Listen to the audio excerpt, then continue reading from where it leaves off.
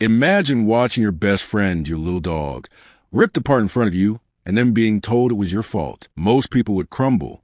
But she planned something so clever, so permanent, that her neighbors will regret their cruelty every single day they open their windows. If you've ever dreamed of serving cold, satisfying justice to someone who wronged you, hit that like button, subscribe, and settle in. Because today, you're about to hear one of the most poetic acts of revenge I've ever come across. The story begins in a quiet countryside neighborhood. Big open skies, rolling fields, a stretch of green where homes were spread far apart, each with their own patch of land, each family living in what seemed like peace. But peace can be fragile. For my friend, let's call her Anna, her world revolved around one constant source of joy, a tiny terrier, a bundle of fur with bright eyes and an energy that could light up the darkest of days. That dog wasn't just a pet. She was family. She was comfort. She was home. Now, across the fence lived the neighbors, the kind of people you could spot from a mile away, the ones who believe the rules don't apply to them. They had a pack of large mixed-breed mutts, dogs that were powerful, aggressive, and left completely unsupervised. Anna had always been cautious. She knew those dogs weren't safe, but she never imagined what would happen the day she let her terrier out for what should have been an ordinary afternoon sniff in the yard.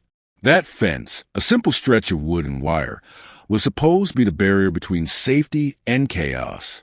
But the neighbors must have been digging, gnawing, clawing, and beneath one section, a hole had formed. Anna hadn't noticed it yet. Her terrier did. Curious, nose twitching, little paws shuffling toward the gap, she sniffed the opening.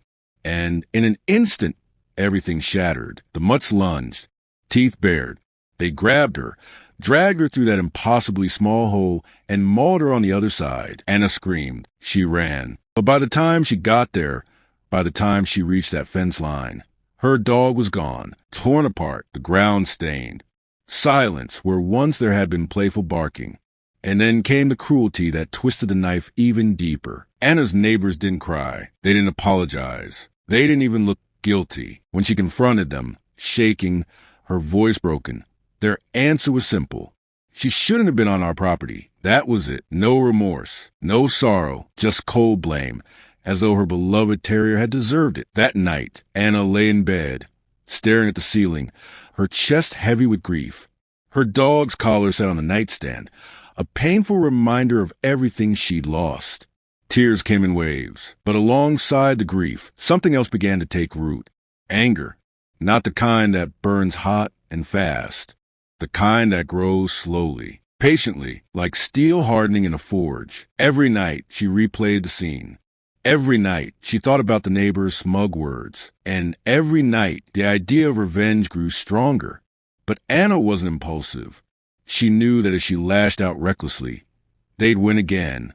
No, her revenge had to be perfect, not quick, permanent, something that would haunt them the way their negligence haunted her. Weeks passed, and then it hit her, an idea so brilliant, so cruelly elegant, she couldn't stop smiling once it formed. See, Anna's neighbors prided themselves on one thing, their view. Their home sat angled just right, overlooking wide open fields and hills. Every morning, every evening, they sat on their porch, beers in hand, soaking in their perfect countryside horizon. That view was their pride, their treasure, their world. And Anna was about to take it away. She started making calls, quietly, patiently, to a shipping yard, to a delivery service, to contractors who asked no questions so long as the check cleared. And then one by one, the shipping containers arrived, massive, industrial, ugly slabs of rust red and steel gray. Each one was hauled down the dirt road, backed into a property line, and carefully positioned along the fence, directly between the neighbor's house and their beloved view.